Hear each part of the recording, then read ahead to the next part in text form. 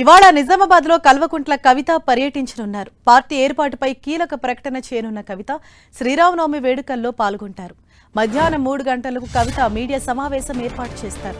కవిత చేయనున్న ప్రకటనపై సర్వత్రా ఉత్కంఠ నెలకొంది. రాజకీయ పార్టీ ప్రకటించే తేదీని తెలపనున్నారు కవిత. అలాగే పార్టీ విధి విధానాలను ప్రకటించనున్నారు. హైదరాబాద్ వేదికగా మే 1న పార్టీని ప్రకటించనున్నారు కవిత.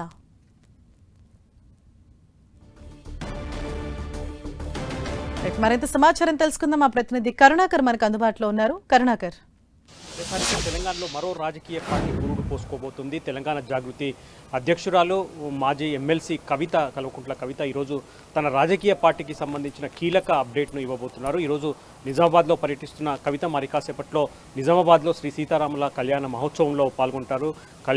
కవిత దంపతులు పట్టు వస్త్రాలు సమర్పించిన తర్వాత మధ్యాహ్నం 3 గంటలకు నిజామాబాద్ తెలంగాణ జాగృతి కార్యాలయంలో కవిత కీలక మీడియా సమావేశాన్ని ఏర్పాటు చేసింది. ఈ సమావేశంలో తన రాజకీయ పార్టీ గురించి కొన్ని వివరాలు వెల్లడించే అవకాశం కనిపిస్తుంది. ఎందుకంటే ఇప్పటికే రాజకీయ పార్టీ ఏర్పాటు చేయాలని చెప్పి కవిత నిర్ణయం తీసుకున్నారు. ఆ మేరకు కేంద్ర ఎన్నికల సంఘం వద్ద రిజిస్ట్రేషన్ ప్రక్రియ కూడా పూర్తి కావస్తుంది. కాబట్టి తన రాజకీయ పార్టీని ఎప్పుడు ప్రకటించబోతున్నా, రాజకీయ పార్టీకి సంబంధించిన విధి విధానాలు, ఎజెండా ఇటువంటి అంశాలన్నీ కూడా ఈరోజు జరిగే మీడియా సమావేశంలో వెల్లడించే అవకాశం కనిపిస్తుంది. మనకున్న సమాచారం మేరకు తెలంగాణ ప్రజా జాగృతి పార్టీ అని చెప్పి పార్టీ రిజిస్ట్రేషన్ ప్రక్రియ కూడా పూర్తయినట్టు తెలుస్తోంది. కాబట్టి మే 1న కార్మికుల దినోత్సవమైన మేడే రోజు మే 1న హైదరాబాద్లోనే ఒక కన్వెన్షన్ హాల్లో తన రాజకీయ పార్టీని ప్రకటించే అవకాశాలు కనిపిస్తున్నాయి. జెండా ఏ విధంగా ఉంటుంది, ఎందుకంటే ముందు నుంచి కూడా ప్రజా సమస్యలపై పోరాటం చేస్తూ వస్తున్న కల్వకుంట్ల కవిత తన రాజకీయ పార్టీ సందర్భంగా కూడా పెద్ద ఎత్తున కొంతమంది నేతల్ని కూడా అదే రోజు పార్టీ ప్రకటించే రోజే కొంతమంది నేతల్ని కూడా తన పార్టీలో చేర్చుకునే అవకాశం కూడా కనిపిస్తుంది. కాబట్టి